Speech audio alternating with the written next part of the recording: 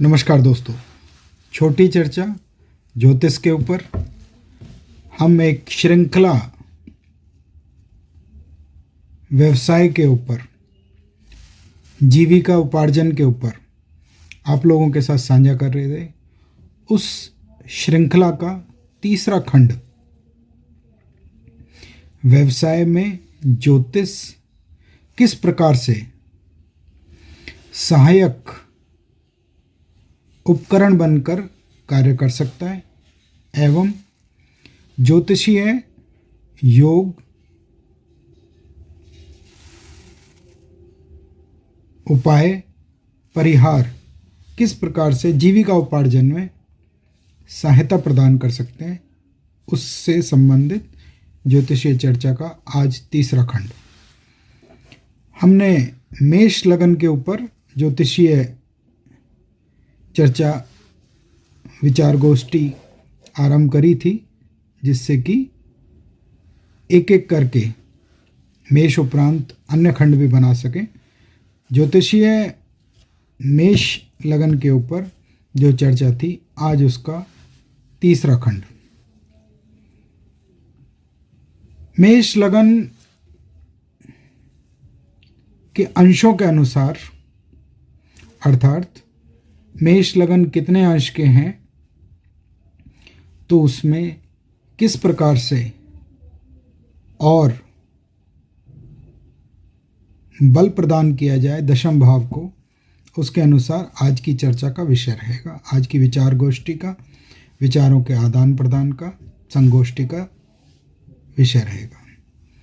मेष लगन, यदि मैं एक बात कहना चाहूँगा, यहाँ से ज्योतिष की विचार गोष्ठी ज्योतिषीय मित्रों के लिए, ज्योतिषीय जिज्ञासुओं के लिए थोड़ी अधिक सहायक रहेगी। आम जनमानस के लिए इस विचार गोष्ठी के अंत में, चर्चा के अंत में, जैसा हर बार कार्य पूरा होने के उपरांत, एक वार्तालाप पूरा होने के उपरांत एक आप लोगों से उपाय साझा करते हैं, तो वह भी आम लोगों के लिए, आम जनमानस के लिए जरूर प्रदान करेंगे, सर्वसाधारण के लिए।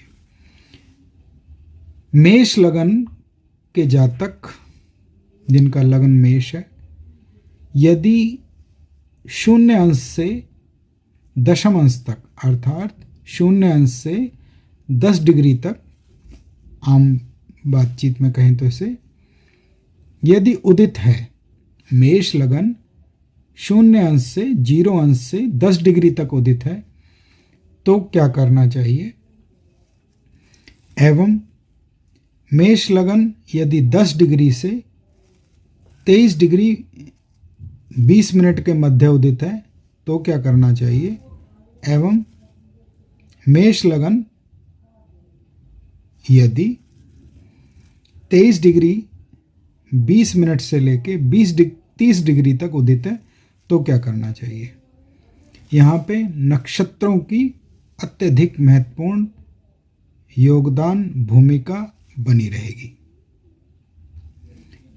0 अंश से 0 अंश से 10 डिग्री तक, 10 डिग्री से 23 डिग्री 20 मिनट तक, 23 डिग्री 20 मिनट से 30 डिग्री तक क्या विशेष उपकरण सहायक हो सकते हैं। यदि हम 0 अंश से 0 अंश से 10 डिग्री तक की, 10 अंशों तक की बात करेंगे, तो दशम स्थान के भीतर उत्तराषाढ़ नक्षत्र उदित रहेंगे। अब उत्तराषाढ़ नक्षत्र जब उदित रहेंगे, तो उत्तराषाढ़ नक्षत्र जैसे कि भाव, भावेश और गूढ़ता में गए और गहराई में गए, तो हम नक्षत्र के ऊपर आ गए हैं। नक्षत्र, उत्तराषाढ़ का अर्थ क्या है। ऐसा नक्षत्र जिसे झेला ना जा सके, अर्थात बड़ा भारी भरकम तीव्र ऊर्जा प्रदान करने वाला, आकस्मिक त्वरित लाभ प्रदान करने वाला, आकस्मिक त्वरित हानि भी दे सकता है। इसलिए उत्तराषाढ़ नक्षत्र दशम स्थान में जब उदित रहेंगे, भाव मध्य के ऊपर, तो इसका क्या परिणाम देखने को मिल सकता है? कार्यों के अंदर आकस्मिक, औचक उन्नति और अवनति देखने को प्राप्त हो सकती है। उत्तराषाढ़ को पलंग, शयन के लिए जो हम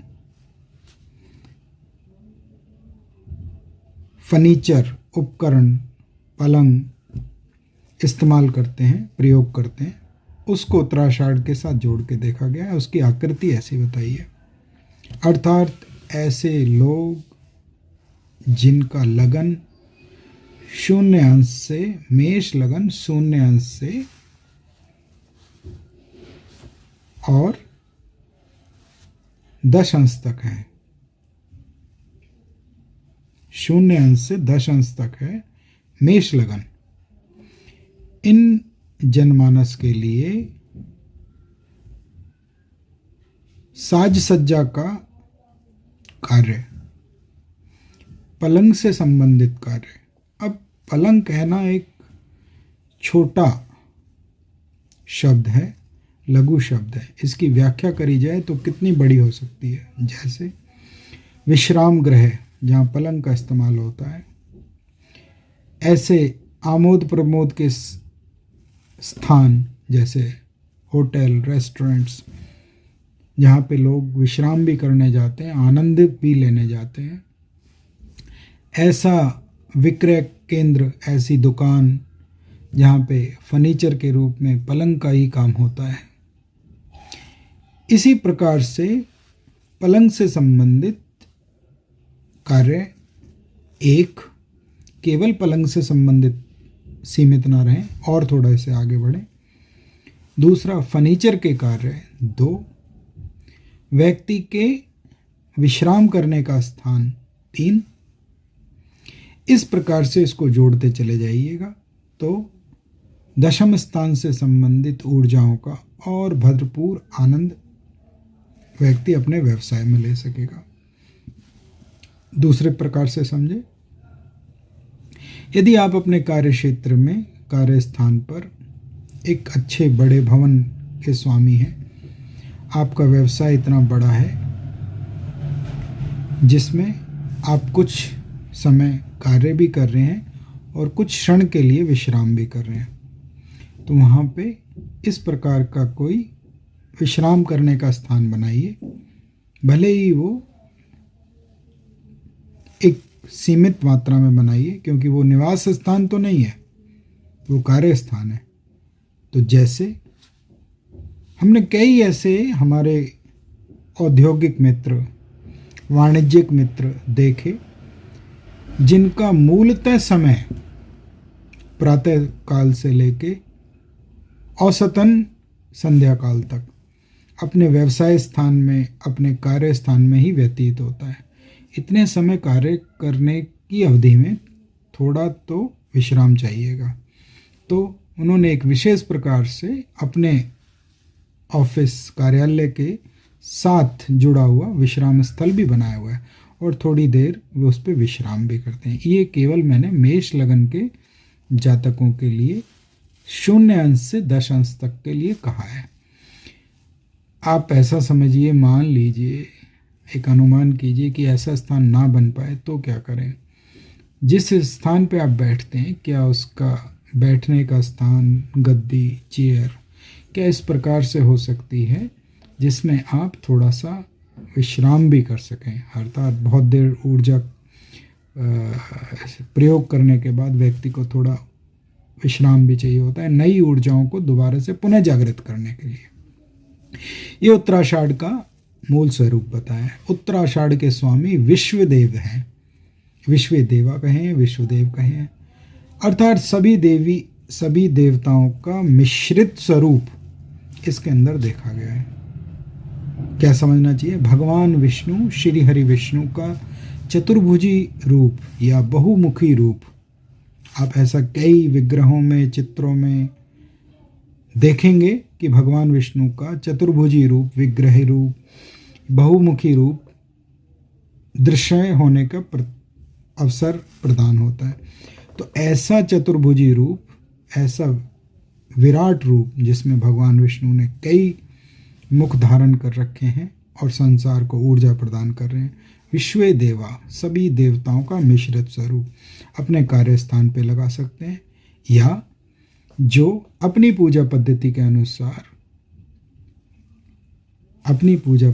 अनुसार, उनकी मान्यताओं के अनुसार, उनकी परंपराओं के अनुसार वे विभिन्न दिव्य चित्रों को भी अपने कार्यस्थान के एक ऐसे स्थान के ऊपर जहाँ उनका सम्मानजनक पूजन हो सके, उनको चित्रित कर सकते हैं, लगा सकते हैं। इससे बहुत अच्छी ऊर्जा प्रदान होगी। ये उत्तराषाढ़ का हमने स्वरूप और उसके देव बताए। साथ ही कहा गया उत्तराषाढ़ नक्षत्र के जो स्वामी हैं वो शल्य हैं। शल्य अर्थात उत्तराषाढ़ नक्षत्र में शल्य का जन्म हुआ था। शल्य कौन है? कौरवों की सेना के कर्ण के बाद बने सेनापति। अब आप ये देखिए, कर्ण जो इतने अद्भुत शक्तिशाली योद्धा धनुर्धर थे, जब वे सेनापति थे तो उनके उपरांत शल्य को इसकी उपाधि दी गई। शल्य एक बहुत ही कुशल निपुण युद्धवाहक थे, और यदि उनको इस प्रकार का कर्तव्य पालन करने के लिए उत्तरदायित्व दिया गया तो वो बहुत ही अपने आप में विलक्षण प्रतिभावान रहे होंगे। यहाँ इससे अर्थ क्या निकलता है कि जहाँ आप कार्य कर रहे हैं उस स्थान पर कोई ऐसा भी चित्र लगा सकते हैं जो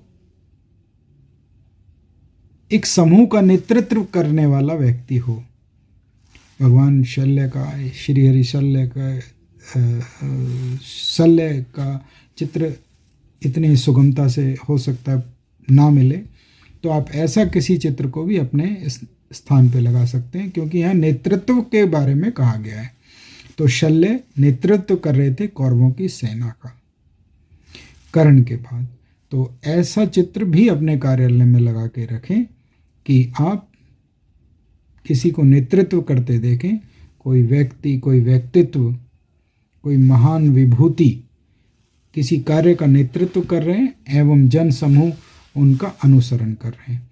ये उत्तराषाढ़ का उपाय और उत्तराषाढ़ के स्वरूप के हमने चर्चा करी। अर्थात शयन कक्ष पलंग से जुड़ा हुआ कार्य, चारपाई पलंग से जुड़ा हुआ कार्य, किसी भी प्रकार से उसका ऐसे प्रयोग कर लिया जाए कि उससे संबंधित कोई वस्तु आपके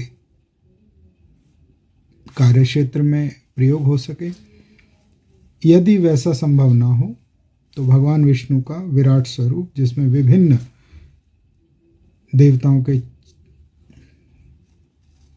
प्रतीकात्मक स्वरूप उनके साथ मिश्रित हों, या अपनी परंपराओं के अनुसार ऐसा चित्र भी जो कई प्रकार या विभिन्न विभूतियों के चित्रों के साथ बना हुआ, उसका प्रयोग करेंगे। कार्य के अंदर बहुत अत्यधिक लाभ प्राप्त होगा। इसके उपरांत हम चलते हैं मेष लगन। यदि 10 अंश से लेकर 23 अंश 20 कला तक है, 23 अंश 20 कला तक है। दशम स्थान के अंदर क्या उदित होंगे? दशम स्थान के अंदर श्रवण नक्षत्र उदित होंगे, भाव मध्य के ऊपर। जो लगन की मध्य डिग्री है, वैसे तो हर भाव का एक भाव मध्य अलग प्रकार से बताया गया है, लेकिन समभाव विभाजन के अंदर जो लगन के अंश हैं वही हर भाव के मध्य अंश भी कहे हैं। इसलिए हम ऐसा साझा सामूहिक जिसमें सबकी सहमति हो उसको लेके चलें। तो यहाँ पे हमने दूसरा क्या लिया? लगन जो हमारा 10 अंश 10 अंश से लेके 23 अंश और 20 कला तक है। दशम स्थान के अंदर उदित होंगे नक्षत्र श्रवण। अब श्रवण का स्वरूप क्या बताया गया है? श्रवण का स्वरूप भी क्षमा कीजिएगा, श्री हरि विष्णु का वामन अवतार कहा गया है। श्री हरि विष्णु का वामन अवतार। वामन अवतार क्या है? वामन अवतार को राजा बलि ने समझने में थोड़ी त्रुटि कर दी। त्रुटि कैसे करी? उन्होंने सोचा कि ऐसा उनके मन में विचार आया कि ये तो एक बहुत छोटा सा बालक है और ये मुझसे, मेरे जैसे विराट राजा से क्या मांग सकता है। और उन्होंने उनको कहा कि जो आप लेना चाहते हैं उन्हें ले लीजिए। 3 पग धरती मांगी उन्होंने केवल, क्योंकि वो भगवान विष्णु थे। तो एक पग में सारा आकाश पाताल, दूसरे पग में सारा संसार और तीसरा पग रखने का स्थान ही नहीं मिला।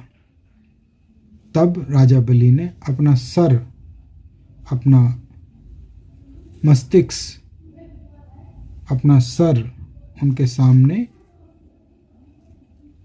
नमन किया और कहा तीसरा पग मेरे सर पे रख दीजिए। और राजा बलि को अपने अभिमान के बारे में प्रतीत हुआ कि मैं कितना अभिमानी था, इस संसार सारा मैं अपने ही पास समझ के चल रहा था। श्रवण का मूल स्वरूप क्या है? यदि दशम स्थान के अंदर श्रवण नक्षत्र उदित है तो श्रवण अपने आप में सुनने का भी प्रतीक है। अगर भगवान विष्णु की चेतावनी वाणी राजा बलि ने ध्यान से, ध्यानपूर्वक सुन ली होती तो हो सकता है, ऐसी आशा की जा सकती है कि वे वचन देने से पहले, वे किसी भी प्रकार की प्रतिज्ञा करने से पहले वो सोच लेते। अर्थात श्रवण करना चाहिए। कोई कार्य करने से पहले सोचें, किसी दूसरे की बातें सुने, कुछ भी ना हो तो ईश्वरीय भजन सुने और फिर उस कार्य के लिए निर्णय लीजिए। श्रवण रामायण काल में, त्रेता युग में विभीषण का जन्म नक्षत्र कहा गया है। दशानंद के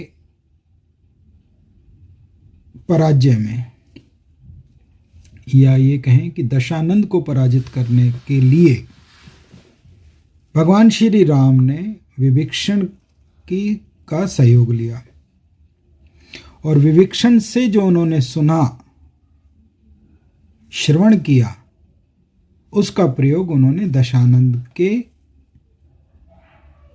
अंत के लिए किया। अर्थात क्या अर्थ बनता है कि अपने कार्य के अंदर सुनने का, किसी की बात सुनने का बहुत विचार रखिए। ध्यान से सुनिए कि वो आपको किस दिशा में लेके जाना चाहता है। 2, श्रवण संबंधी कार्य भी करे जा सकते हैं। अर्थात ऐसा कोई कार्य जिसमें कानों से संबंधित मशीनों के उपकरण हो, कोई चिकित्सक जो कानों की और चिकित्सा करते हों, कोई औषधि जो कानों के लिए प्रयोग की जा सकती हो। आजकल आधुनिक काल है और विद्युतीय उपकरणों के माध्यम से बहुत सारी चीज़ें युवा पीढ़ी अपने कानों में भी लगा के रखती हैं श्रवण करने के लिए। संगीत का प्रयोग, क्या जो भी श्रवण से संबंधित, सुनने से संबंधित कार्य हो सकते हैं, उनका प्रयोग करना चाहिए। साथ ही साथ क्या करना चाहिए? अपने कार्य के भीतर, अपने कार्य स्थान के भीतर श्री हरि विष्णु का वामन स्वरूप का चित्र लगा के रखेंगे तो भी बहुत ज़्यादा लाभकारी रहेगा। अपनी अपनी मान्यताओं के अनुसार ऐसा कोई चित्र भी लगाया जा सकता है जिसमें अपने पूजा पद्धति के अनुसार कोई धार्मिक वृतांत, धार्मिक पाठ का उच्चारण कर रहा हो और जन समुदाय, श्रद्धालु लोग उसे सुन रहे हों। ये श्रवण के लिए हमने आप लोगों के साथ साझा किया। मेष लगन 10 अंश से लेके 23 अंश 20 कला तक। अब मेष लगन के लिए तीसरा खंड 23 अंश 20 कला से लेके 30 अंश तक दशम भाव में, अर्थात मेष लगन है। यहाँ हम केवल अभी मेष लगन के ऊपर चर्चा, वार्तालाप, विचार गोष्ठी कर रहे हैं। ये थोड़ा एक लंबा खंड बनेगा क्योंकि विस्तृत रूप में मेष लगन के ऊपर अभी बहुत सारी बातें, बहुत सारी जानकारियाँ जो मैंने आप लोगों के लिए एकत्रित की हैं, आप लोगों के कार्य के लिए, हमारे कार्य के लिए। मेरे आचार्य ये कहा करते थे अपनी कक्षाओं में, जब हम उनके सानिध्य में बैठ के, उनके चरण में बैठ के कक्षाएं लेते थे, कि शिक्षक आचार्य वो ही केवल नहीं है जिनसे उन्होंने शिक्षा ली। शिक्षक और आचार्य वो भी हैं जिनको हम शिक्षा प्रदान कर रहे हैं या अच्छी बातें बता रहे हैं। उसका कारण क्या? नित्य नई बातें उनके प्रयोग हेतु हमें भी एकत्रित करनी पड़ेंगी और उनको प्रदान करनी पड़ेंगी। इससे हमारे ज्ञान कोश में भी निरंतर वृद्धि होती है। इसीलिए ऐसा मैं समझता हूँ, ऐसा मैं मानता हूँ कि मेरे जो आचार्य ने मुझे प्रदान किया वो सूत्र, वो मैं आपको भी कह रहा हूँ कि मेरे आचार्य ही नहीं, आप सब लोग भी हैं श्रोतागण जो मेरी बात को सुन रहे हैं। मेष लगन 23 अंश और 20 कला से लेके 30 अंश तक। दशम स्थान के अंदर उदित रहेंगे धनिष्ठा नक्षत्र। धनिष्ठा धन का प्रतीक है। साथ ही साथ धनिष्ठा मृदंग का भी प्रतीक है, ढोलक का भी प्रतीक है, नगाड़े का भी प्रतीक है। इसके देव वसु हैं। अष्टवसु में से एक वसु इसके देव हैं, या वसु कह लीजिए। वसु भी अपने आप में धन का प्रतीक है, जैसे पुनर्वसु, दोबारा से धन के साथ बसना, लेकिन हम यहाँ पे वसु की बात कर रहे हैं। धन संपत्ति कार्य, अर्थात जिनका लगन मेष लगन 23 अंश 20 कला से 30 अंश तक है, ऐसे व्यक्ति, ऐसे जनमानस धन संपत्ति से संबंधित कार्य, अर्थात बैंक के कार्य, वाणिज्य कार्य, वित्तीय संस्थाएं, धन का लेन देन, इस प्रकार की संस्थाओं में यदि काम करेंगे तो उनके लिए बहुत ही लाभकारी रहेगा। एवं अपने कार्य क्षेत्र के अंदर यदि धनिष्ठा मृदंग का प्रतीक है, ऐसे संगीत वाद्य यंत्र जो मृदंग की तरह बजते हैं और बहुत ऊर्जा प्रदान करते हैं, इनसे संबंधित कार्य भी करेंगे तो बहुत ही लाभकारी रहेगा। यदि ऐसा आपके कार्य में किसी प्रकार से प्रयोग नहीं हो रहा है तो भी और क्या कार्य किया जा सकता है? अपने व्यापार को उन्नति करने के लिए अपने कार्य का प्रचार प्रसार बड़े धूमधाम से कीजिए, ढोल नगाड़ों के साथ कीजिए।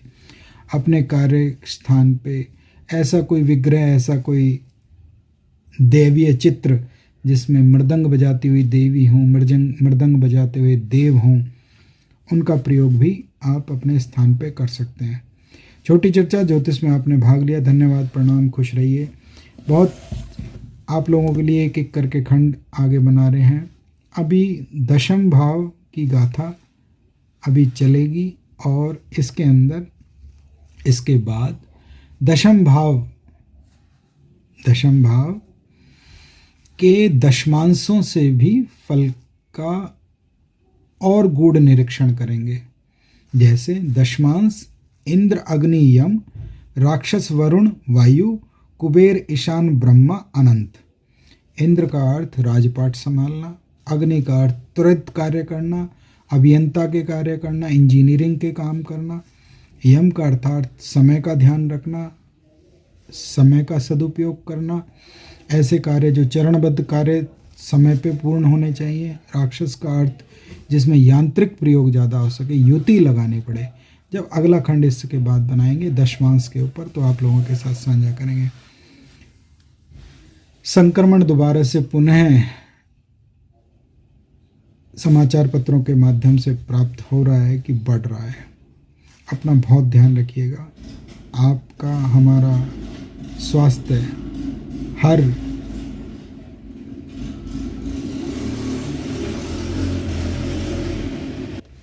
हर उस वस्तु घटना से ज़्यादा मूल्यवान है जो व्यक्ति को प्रिय लगती है। यदि आप हम सब स्वस्थ रहे तो दशम भाव अपने आप ही जागृत रहेगा। इसीलिए अपने स्वास्थ्य का ध्यान रखिए, संक्रमण का विशेष ध्यान रखिएगा। ऐसा आशा की जा सकती है कि मार्च 2022 तक संक्रमण धीरे धीरे समाप्ति की तरफ चल पड़ेगा, किंतु ये बड़ा अस्वाभाविक है। अचानक से इसमें तीव्रता आना, फिर इसके बाद नीचे जाना। एक अनुमान लगाया था कि ऐसा हो सकता है जैसे ही कुंभ राशि के अंदर बृहस्पति का पुनः आगमन हो और राहु के ऊपर उसका से दृष्टिपात हट जाए, संक्रमण बढ़ सकता है। किंतु संक्रमण की भयावता, भय, वो इतना भयानक नहीं होगा जितना पूर्व काल में रहा है। ऐसा ईश्वर से हम प्रार्थना भी करते हैं और ऐसा अभी तक प्रतीत भी हो रहा है। संक्रमण बढ़ रहा है, लेकिन उसकी भयावता जिस प्रकार से भारतवर्ष में रही पिछले वर्ष उतनी अत्यधिक नहीं है। फिर भी अपना ध्यान रखिएगा। आवश्यकता अनुसार संक्रमण राहु का कारक तत्व है। राहु के बीज मंत्रों का उच्चारण भी कर सकते हैं, राहु की वस्तुओं का दान भी दे सकते हैं, लेकिन विशेषतः स्वच्छता का ध्यान रखना बहुत ही आवश्यक है। छोटी चर्चा में आपने भाग लिया, धन्यवाद, प्रणाम, खुश रहिए। मेल के माध्यम से आप अपने प्रश्न पूछ सकते हैं, मेल इसमें साझा कर दिया जाएगा। व्यक्तिगत परामर्श के लिए समय लेना होता है और मैं बहुत सीमित संख्या में परामर्श दे पाते हैं। धन्यवाद, अपना ध्यान रखिएगा।